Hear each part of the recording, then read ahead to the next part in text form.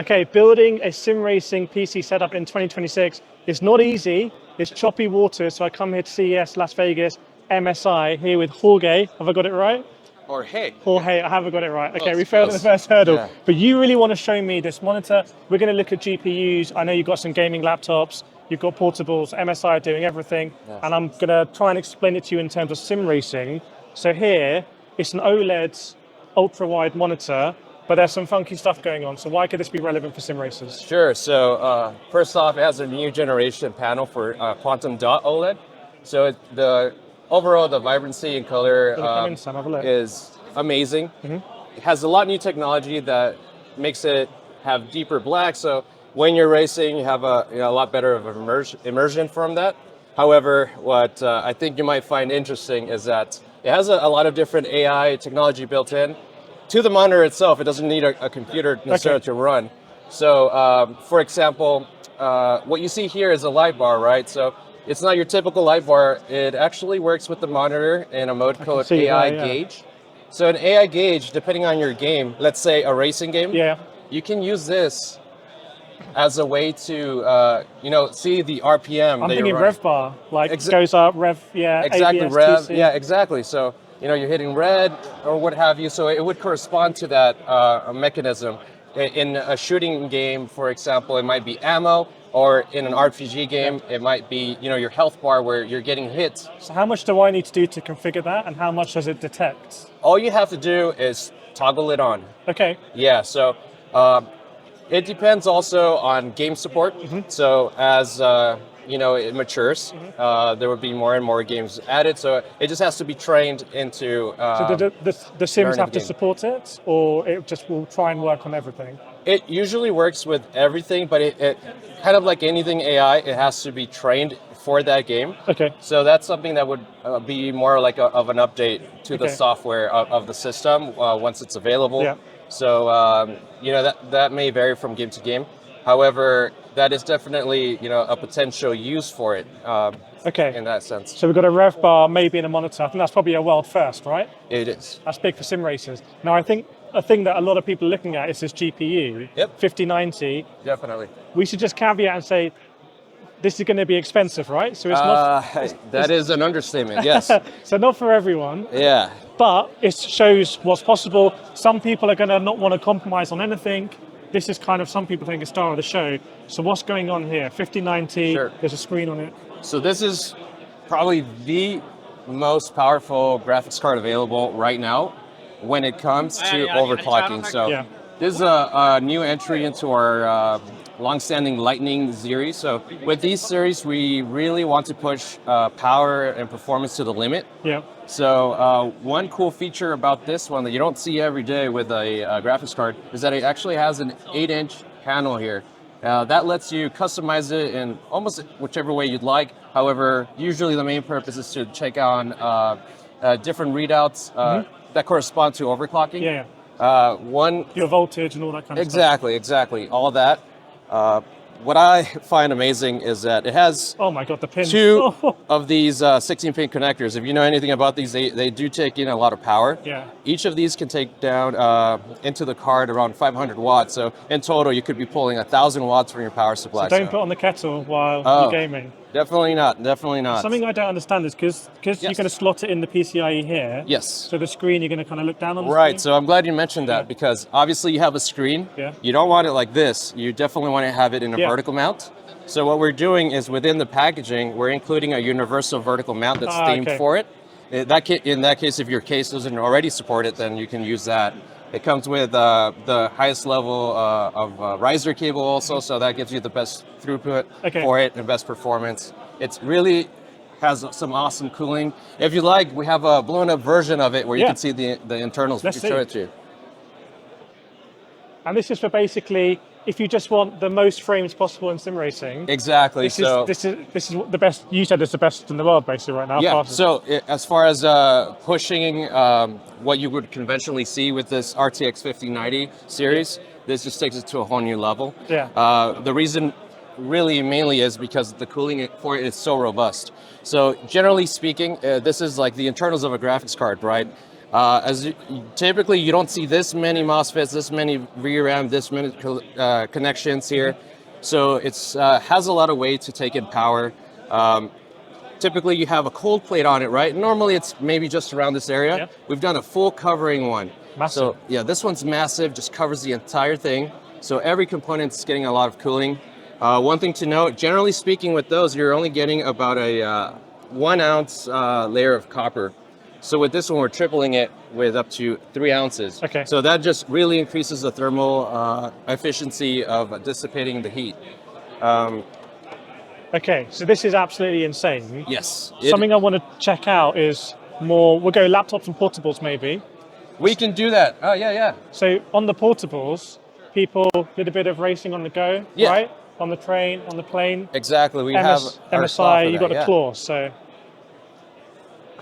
So we have our handheld gaming systems here. There we go, got some racing right now. Exactly. Sonic racing. You know, can't get more real than that, right? It's like, so that's how they say iDrive. So I don't know too much about the claw stack.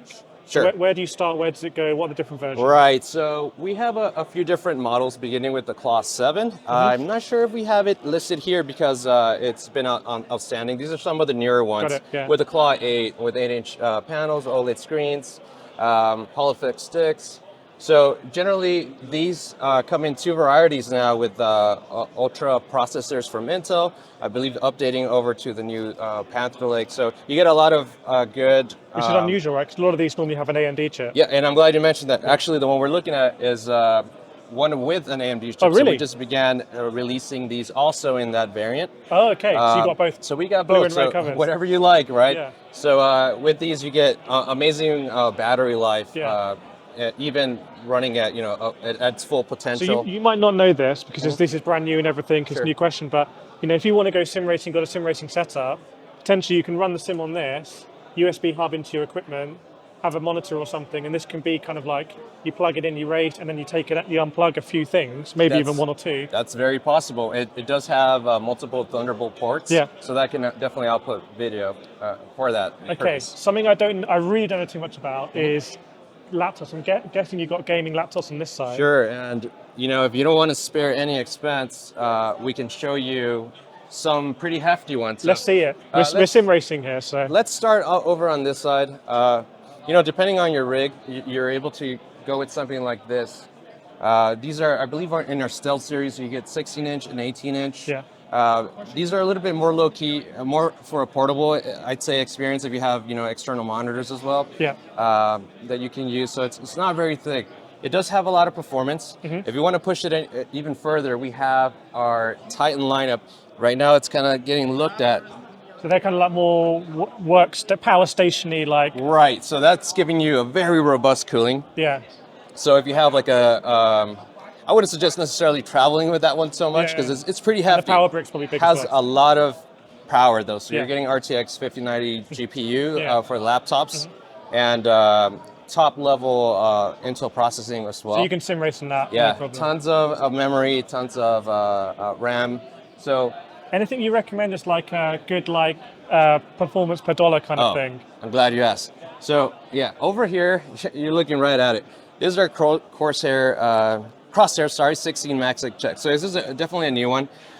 It's coming out with the Ultra processors, I believe, starting at the 7. Yeah, Ultra 7 200HX series.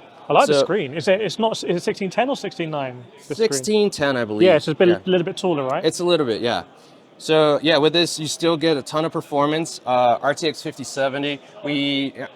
Most, I'd say, games will definitely still look very great and run amazing with a 5070 card. Okay. So I know there's lots of people sim racing on laptops. Yeah. And you've got to treat the cooling properly and stuff because, is it better to have the lid down or up? Does that affect the cooling? So, because I never really know. In a way, Yeah.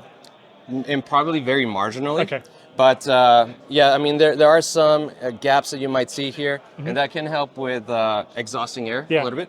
But if you have it closed and you have the screen off, you're not really generating any heat from this, so it's not radiating onto this area. Coming back, So yeah, exactly. And we've come out with new cooler designs we call Cooler Boost.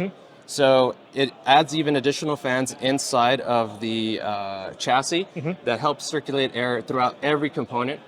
Generally speaking, most laptops just have fans that cool down, say the GPU chip or the CPU chip, and this is just helping with getting those RAM sticks down and SSDs, because those can heat up nowadays. Especially now, like yeah. big performance. Right, Exactly. okay. Anything else Sure. that you want to show us? Let's go that's like your show- MSI like top tip. You know, Well, I know you want this to guy. show this. I did want to show you this guy. As you can see, it's very hefty, very big laptop. It has everything you could possibly want. I'll call You it a have this- Titan. Yeah, it's a receding RGB lighting here. But if you really want to spare no expense and you want a slim profile, not necessarily a huge desktop Yeah. in your rig. How much are we talking? So this is probably going to be around the 6,000. Oh, okay, so we're not joking. This is heavy. I took a step back. I was like, whoa. Yeah, so it right. really is a Titan. Yeah, yeah.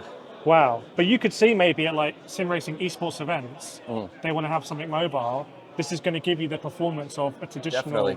like desktop. Exactly. You've got the 5090 I mean, if you're already lugging around 3 different monitors Yeah. for your whole setup, your whole frame, everything, then I'm sure and this the is. touchpad's kind of funky as well. Yeah, it's pretty fun. Customizable colors. Right now we have it in RGB mode, Yeah. and you can notice there's no lip to it, so it's a very smooth experience with it.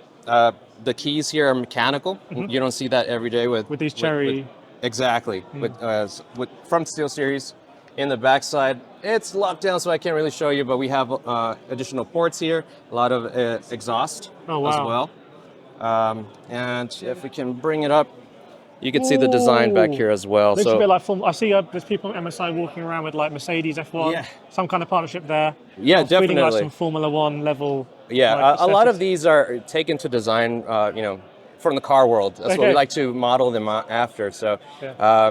I just like this design in particular because even the feet, they just look like regular nubs. But if you look closely, there's some gaps. So we call it the 3D feet here for some additional air dissipation Nice. from that area. So there's a lot of little details in these and a lot of performance.